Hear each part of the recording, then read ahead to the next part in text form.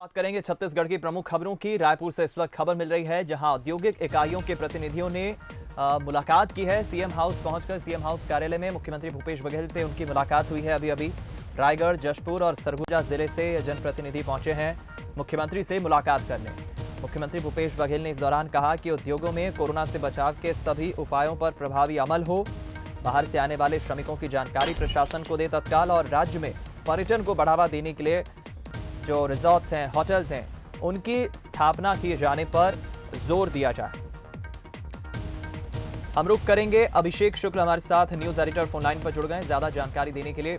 अभिषेक, हमने देखा कि कोरोना और लॉकडाउन की वजह से कहीं ना कहीं औद्योगिक इकाइयां भी प्रभावित जरूर हुई है, लेकिन ये मुख्यमंत्री के साथ जो उनकी मुलाकात हुई है, क्या कुछ खास रहा इस मुलाकात में? ये औद्योगिक इकाई के लोग थे, उद्योगपति थे, जिन्होंने आज मुलाकात की है मुख्यमंत्री से। इन्होंने अपने उद्योगों को लेकर वहां पर जानकारी दी है कि किस तरीके से उद्योगों की शुरुआत हुई है। मुख्यमंत्री ने भी जानकारी ली है कि जो बाहर से श्रमिक आ रहे हैं वो उद्योगों में कैसे काम कर रहे हैं, उद्योगों में प्रॉपर गाइडलाइन का पालन हो रहा है या नहीं हो रहा है। साथ ही उन्होंने कुछ हिदायतें भी दी हैं कि बाहर से जो श्रमिक आ रहे हैं उसकी जानकारी प्रशासन को जरूर दें और अपने उद्योगों में तमाम चीजों की व्यवस्थाएं रखें ताकि किसी प्रकार की दिक्कत श्रमिकों को भी ना हो और सुरक्षित तरीके से काम किया जा सके। रायगढ़, जशपुर और सरगुजा के जिले से ये औद्योगिक इकाई के प्रतिनिधि थे जो चर्चा करने आए थे। मुख्यमंत्री ने इस दौरान उनको पर्यटन के क्षेत्र में भी काम करने की सलाह दी है। उन्होंने कहा है कि होटल और रिसोर्टों की भी स्थापना आप लोग करें वहां पर, ताकि पर्यटन को छत्तीसगढ़ के बढ़ावा मिले। और जिस इलाके के लोग थे, अंबिकापुर, जशपुर के, उस इलाके में पर्यटन की काफी संभावनाएं हैं, तो मुख्यमंत्री ने इस क्षेत्र में आने का भी आमंत्रण दिया है। साथ ही उन्होंने ये भी कहा कि कृषि आधारित जो एक उद्योगों की स्थापना वहां पर की जाए ताकि कृषि के जो सामान है, जो उपज है, उनकी भी खपत इन उद्योगों में हो सके और स्थानीय लोगों को काम मिले। तो एक अच्छी चर्चा हुई है लॉकडाउन के दौरान उद्योग जगत में, और उद्योगपतियों ने बताया भी कि 90% तक काम उनके चालू हो चुके हैं और लॉकडाउन खुलने के बाद से बहुत अच्छे तरीके से काम वहां चल रहा है। चलिए, बहुत बहुत शुक्रिया जानकारी हम तक पहुंचाने के लिए अभिषेक।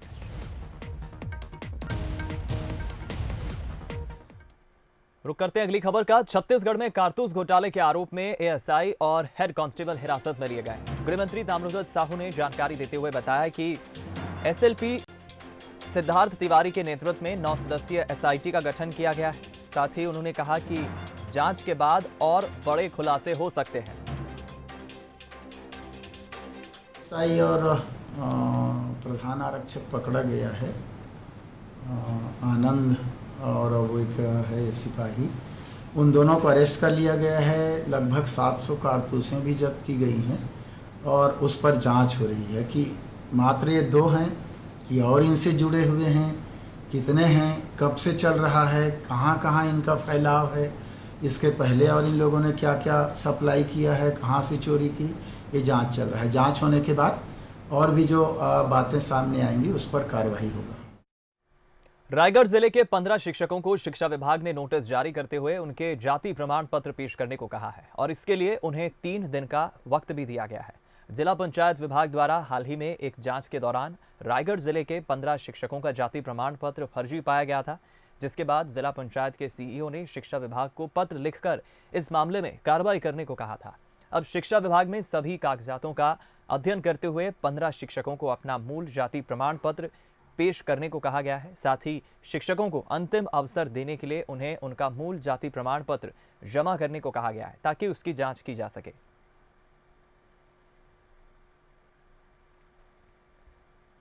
वहीं पुलिस की बर्बरता पर डीजीपी डीएम अवस्थी अब सख्त हो गए हैं और मारपीट करने वाले अधिकारी के खिलाफ जांच के बाद कार्रवाई की बात कही है। इसके साथ ही प्रदेश भर के आईजी और एसपी को पत्र भी जारी किया गया है, जिसमें पुलिस कर्मियों पर नियंत्रण रखने की बात कही गई है।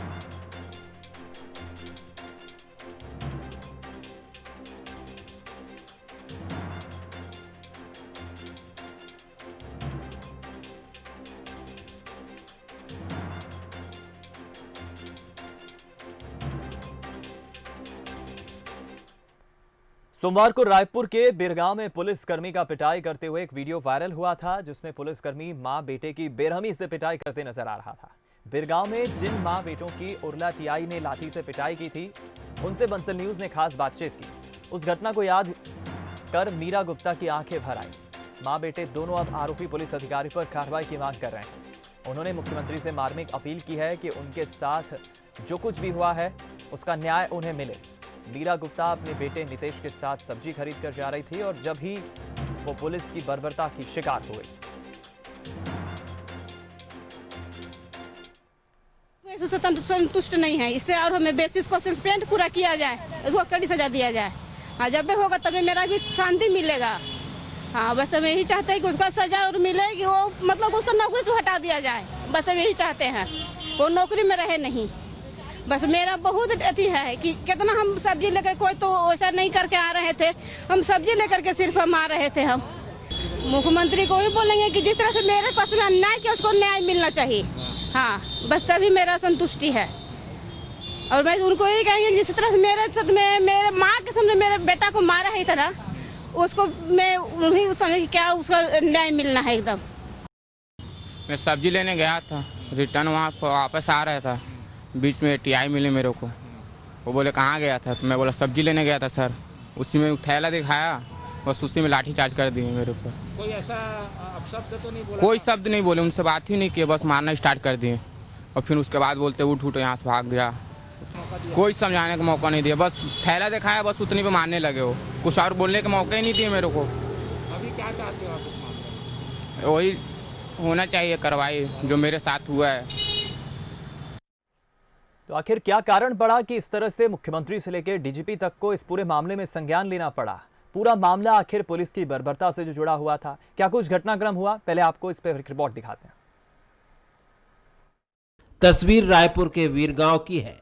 विजुअल में आप देख सकते हैं कि पहले सीन में काली शर्ट और मुंह बांधे शख्स सड़क से गुजरने वाले की पिटाई कर रहा है। दूसरे सीन में भी यही काली शर्ट वाला साइकिल और मोटरसाइकिल सवार पर डंडों की बरसात कर रहा है। और ये देखिए तीसरा सीन, यहाँ पर इस काली शर्ट वाले शख्स ने हद ही पार कर दी। इलाज के लिए जा रहे माँ बेटे पर ही इसने गुस्सा उतार दिया। ये देखिए ये किस तरह से अमानवीयता पर उतर आया। दरअसल लोगों को पीटने वाले ये उर्ला टीआई नितिन उपाध्याय हैं। बंसल न्यूज ने इस मामले को प्रमुखता से उठाया और पुलिस महकमे के आला अफसरों को इसकी सूचना दी। सोशल मीडिया पर इसको लेकर गुस्सा भी फूटा। स्थानीय लोगों ने भी पुलिस के इस व्यवहार की जमकर आलोचना की। इस तरह की घटनाएं होती रहती, लेकिन ये जरूरत से ज़्यादा था। हमारे सीएम साहब ने भी कहा है कि मानवीय पहलुओं को ध्यान में रख करके कार्रवाई किया जाना चाहिए। इस टाइप की घटनाएं नहीं होनी चाहिए। इस घटना का वीडियो वायरल हुआ तो सीएम भूपेश को भी आलोचना करनी पड़ी। सीएम ने ट्वीट कर जांच के आदेश दिए। उधर उर्ला टीआई लंबी छुट्टी पर भेज दिए गए हैं। पुलिस के द्वारा मारपीट करने का जो वीडियो वायरल हुआ है उसको तत्काल वरिष्ठ पुलिस अधीक्षक महोदय ने संज्ञान में लिया है और संज्ञान में लेकर के उस पूरे वायरल वीडियो की सच्चाई की तहकीकात करने के लिए एक अतिरिक्त पुलिस अधीक्षक स्तर के अधिकारी को जांचकर्ता अधिकारी बनाया जाकर पूरे प्रकरण में विभागीय जांच गठित कर दी गई है। उधर उस पूरे मामले की जानकारी जब हमने आरोपी टीआई नितिन उपाध्याय से ली तो ऐसा लगा कि उसे अपने इस कृत्य पर जरा भी दुख नहीं है। नितिन उपाध्याय का तर्क है कि लोगों को समझाइश देने के लिए उसने हल्का बल प्रयोग किया। जितना वीडियो में दिख रहा है उसी तरह से मारपीट नहीं हुई है कोई, और ना ही कोई वहाँ के लोकल लोग थे कि सब्जी लेने या पानी लेने जा रहे थे। वो बाहर क्षेत्र के लोग थे जो कंटेनमेंट जोन में ज़बरदस्ती बैरिकेड तोड़ के अंदर घुस आए थे, लगातार सिपाहियों के मना करने के बावजूद भी। इसके लिए उनके साथ थोड़ा सख्ती से व्यवहार करना पड़ा जो ताकि नियम को पालन कराया जा सके। बेशक कोरोना के दौर में लोगों के बीच पुलिस का सम्मान बढ़ा है, लेकिन नितिन उपाध्याय के हल्के बल प्रयोग, जिसे लोग अमानवीय कह रहे हैं, उसने खाकी की छवि को धूमिल करने का काम किया है। मोहन तिवारी, बंसल न्यूज, रायपुर। रायपुर के राजेंद्र नगर इलाके में छात्र की बेदर्दी से पिटाई करने वाले 7 आरोपियों को पुलिस ने गिरफ्तार किया है। बताया जा रहा है कि निगरानी बदमाश पवन डोडवानी ने कार में आग लगाने की गलतफहमी के चलते अपने 6 अन्य दोस्तों के साथ मिलकर छात्र के घर में घुसकर मारपीट की थी। मारपीट की घटना सीसीटीवी में भी कैद हुई, जिसके बाद पुलिस ने सीसीटीवी के आधार पर सभी आरोपियों को गिरफ्तार किया।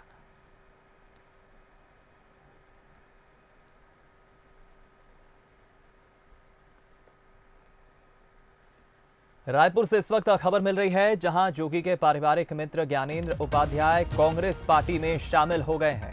ज्ञानेंद्र उपाध्याय के आते ही अब कांग्रेस में इस्तीफों का दौर जो है शुरू हो गया है। पेंड्रा ब्लॉक के सभी पदाधिकारियों ने इस्तीफा दिया है। बता दें आपको, जोगी पार्टी से नेताओं के लाने का कांग्रेस में ये एक तरह से विरोध है और ये बड़ी खबर इस वक्त रायपुर से मिल रही है।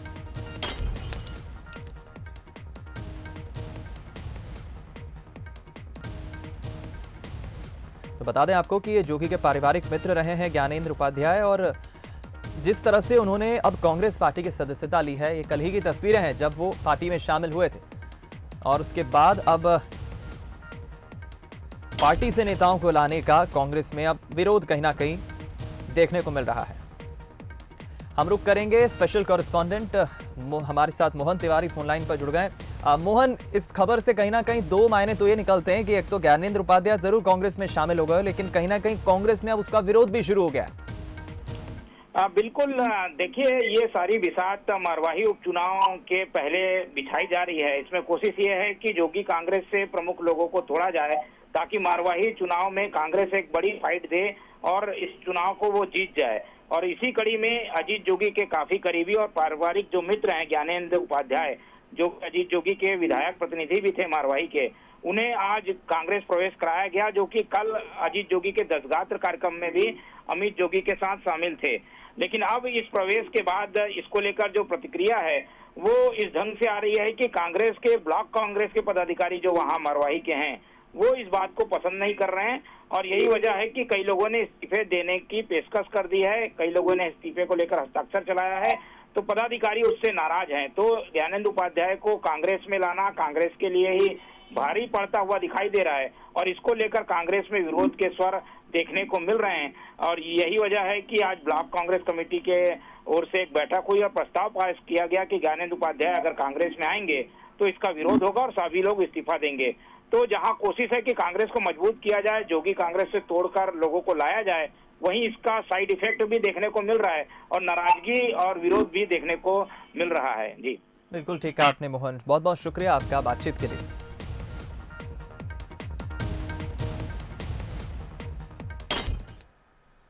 सुकमा से इस वक्त खबर मिल रही है जहां बुर्कापाल हमले में शामिल 7 नक्सलियों ने फिलहाल सरेंडर कर दिया है। जो 7 नक्सलियों ने सरेंडर किया है उसमें महिला भी शामिल है।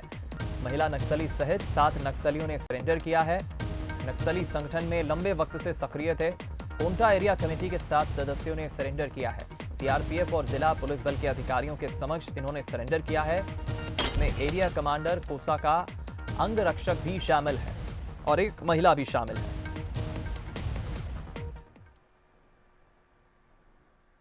भाजपा के जनसंपर्क अभियान के तहत आज राष्ट्रीय महामंत्री सरोज पांडे राजनांदगांव पहुंची, जहां उन्होंने मोदी सरकार के कार्यकाल की 1 साल की उपलब्धियों को गिनाया और धारा 370, सीएए, ट्रिपल तलाक, कोरोना वायरस से निपटने के लिए की गई तैयारियों को लेकर मोदी सरकार की तारीफें की। वहीं कार्यक्रम में कार्यकर्ताओं ने सरोज पांडे के साथ फोटो खिंचवाने के चक्कर में सोशल डिस्टेंसिंग की जमकर धज्जियां उड़ाई। पार्टी की सरकार को 1 साल का कार्यकाल बहुत सफलता के साथ सरकार ने पूरे किए। इस 1 साल में सरकार ने बहुत महत्वपूर्ण निर्णय किए और इन महत्वपूर्ण निर्णयों में नागरिकता संशोधन विधेयक, राम जन्मभूमि का मुद्दा, 370 धारा पर निर्णय और इसके साथ ही साथ जो महिलाओं के हित का विषय था, 3 तलाक का विषय भी बेहद महत्वपूर्ण रहा। सरकार ने जिस मजबूती के साथ वोटों की राजनीति ना करते हुए, तुष्टीकरण की राजनीति ना करते हुए जिस प्रकार से उन्होंने देश के हित के निर्णय किए वो अपने आप में बेमिसाल है। आज इन विषयों को लेकर हम छत्तीसगढ़ में 25 लाख घरों तक पहुंचने की शुरुआत कर रहे हैं। बिलासपुर में अरपा नदी के पास अतिक्रमण हटाने को लेकर आज हाईकोर्ट में सुनवाई हुई, जिस पर कोर्ट ने अपना फैसला सुरक्षित रख लिया है। दरअसल सोमवार को प्रशासन ने अरपा नदी के पास किए गए अतिक्रमण को तोड़ा था, जिसके बाद लोगों ने पुलिस प्रशासन पर पत्थरबाजी भी की थी। साथ ही हाईकोर्ट में याचिका दायर की थी। इन याचिकाओं पर सुनवाई के बाद हाईकोर्ट की सिंगल बेंच ने अपना फैसला सुरक्षित रख लिया है।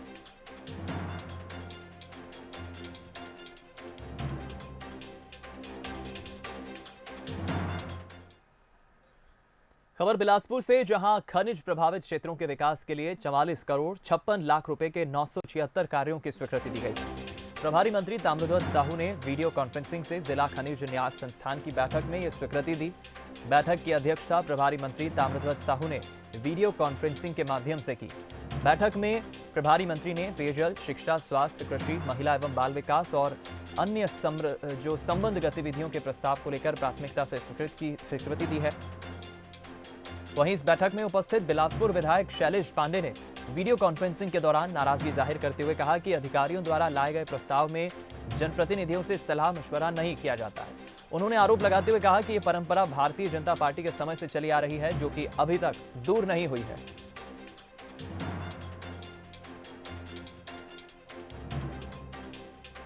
देखिए क्या है कि कोई भी काम अगर करना है तो अधिकारी उस प्रस्ताव को अगर लाते हैं तो उसको जनप्रतिनिधियों से बातचीत करके लेना चाहिए।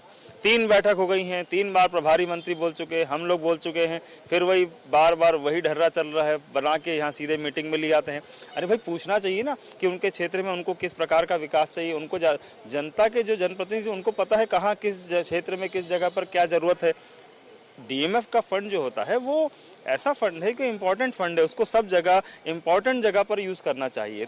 इसमें अभी जो वर्तमान में एक तो स्वास्थ्य को लेकर के, कोरोना को लेकर के कि अस्पताल की व्यवस्था को सुधारने के लिए उसमें राशि दी जाए। दूसरी बात पेयजल को लेकर के कि जहाँ पेयजल की जो समस्या है और जहाँ डाउन हो गया है वाटर लेवल, वहाँ पर पंप लगाने की आवश्यकता है। तो ऐसे जगह में पंप लगाने के लिए, उसके साथ ही साथ में कुल स्कूल भवन निर्माण के लिए और कुछ उसके रंग रोदन के लिए, कुछ पोताई के लिए, कुछ शौचालय के लिए, कुछ एग्रीकल्चर के कुछ बीज वगैरह के लिए सब अपने छात्रावास हैं, छात्रावास के उसमें जो कमी है उसको सुधारने के लिए या वहाँ पर बोर करने के लिए मुख्य रूप से आज इन्हीं विषयों को लेकर के प्रभारी मंत्री जी के द्वारा ये बैठक रखी गई है। और इस बैठक में जो विषय आए हैं लगभग सर्वसम्मति से उसको पारित किया है। यहाँ पर बिलासपुर में अमृत मिशन योजना के ठेकेदार ने खुदाई का काम तो तेज कर दिया, लेकिन रेस्टोरेंट में लापरवाही के चलते सड़कें बदहाल हैं। हाल ये है कि मुख्य शहर में ही 96 किलोमीटर रोड की खुदाई हो गई, जिससे लोगों को काफी परेशानी का सामना करना पड़ रहा है। अब निगम ने ठेकेदार को नोटिस जारी करते हुए जल्द से जल्द सड़क ठीक करने के काम में तेजी लाने को कहा है। साथ ही ऐसा नहीं करने पर जुर्माने की बात भी कही है। बता दें आपको कि पेयजल व्यवस्था के लिए शुरू की गई अमृत मिशन योजना के तहत इन दिनों सड़कों को खोदकर पाइपलाइन डाली जा रही है। सीवरेज को इसके पहले भी मैंने बुला करके स्पष्ट तौर पे कहा था कि बरसात 15 जून से आता है और उसके पहले आपको जो भी काम करना है 15 जून तक के पूरे शहर में जितने भी खुदाई हुआ है उसको फिलिंग करके कंप्लीट कर दें।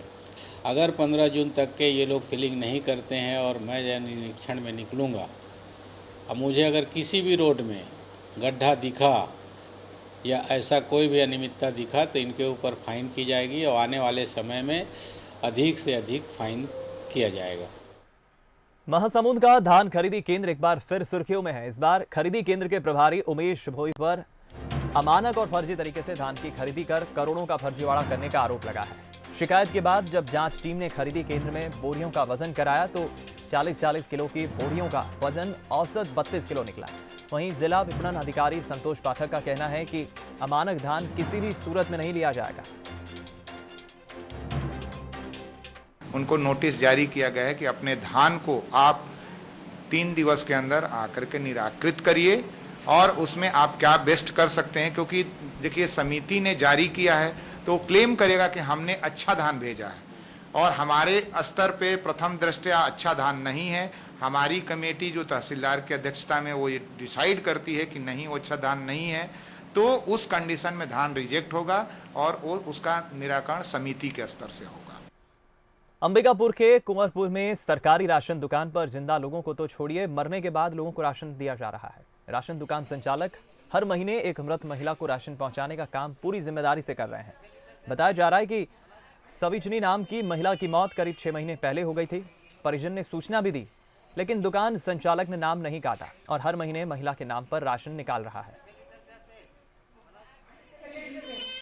मेरा दादी का मतलब डेथ हो गया है दिसंबर में, और जो राशन मिल रहा था उसे कटवाने के लिए बोला गया था तो पर भी चावल आ रहा है। लॉकडाउन में मिली रियायत के बाद ग्रामीण अंचलों से सामने आ रहे कोरोना संक्रमित मरीजों की संख्या को देखते हुए अब मजदूरों को शपथ दिलवाई जा रही है। कांकेर के ग्रामीण इलाकों में कोरोना से बचाव के साथ साथ आर्थिक लाभ पहुंचाने के लिए गांव में मनरेगा जैसे काम शुरू किए गए हैं ताकि कोरोना काल में लोगों को आर्थिक तंगी से बचाया जा सके। मनरेगा योजना में काम कर रहे मजदूरों तक कोरोना न फैले, इसके लिए सरकार मजदूरों को 12 मंत्र दे रही है, जिसका पालन कराने के लिए जिला पंचायत को जिम्मेदारी दी गई है। मजदूरों को बार बार हाथ धोने, मास्क लगाने और दूरी बनाकर रखने की शपथ दिलाई जा रही है। हाथ न मिलाना जैसे शपथ इसमें शामिल है ताकि जो श्रमिक हैं उन्हें कोरोना बीमारी अपनी चपेट में ना ले।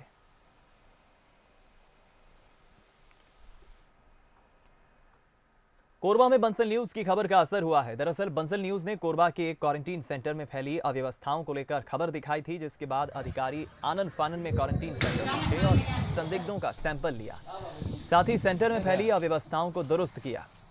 खबर दिखाए जाने को लेकर लोगों ने बंसल न्यूज को धन्यवाद दिया है। रिपोर्ट हम लोग को 3 दिन के आश्वासन। बंसल न्यूज की खबर का एक बार फिर असर हुआ है। पिछले दिनों बंसल न्यूज की टीम ने इस पीजी कॉलेज के बाजू में स्थित हॉस्टल को, जिसे क्वारंटाइन सेंटर बनाया गया है, यहाँ की व्यवस्था का जायजा लिया गया था, तो भारी अनियमितता पाई गई थी।